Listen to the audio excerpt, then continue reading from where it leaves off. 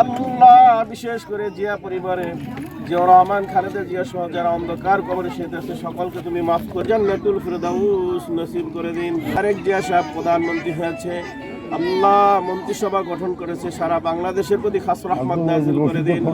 সুবহান রাব্বিকা রাব্বিল ইজ্জাতি আম্মা ইয়াসিফুন ওয়া সালামুন আলাল মুরসালিন ওয়ালহামদুলিল্লাহি রাব্বিল আলামিন।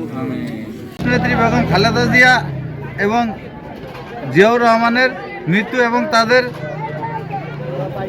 মাগফিরাত ও দোয়া কামনার জন্য এবং আমাদের তারুণ্যের অহংকার তারেক রহমান সাহেব প্রধানমন্ত্রীর প্রথমবারের মতো প্রধানমন্ত্রী হয়েছে, এই জন্য তাদের জন্য আমরা দোয়া এবং আগামী 5 বছর যাতে এইভাবে সুষ্ঠুভাবে সে দেশ পরিচালনা করতে পারে এই কামনার জন্যে আমরা আজকে এই দোয়ার আয়োজন করছি।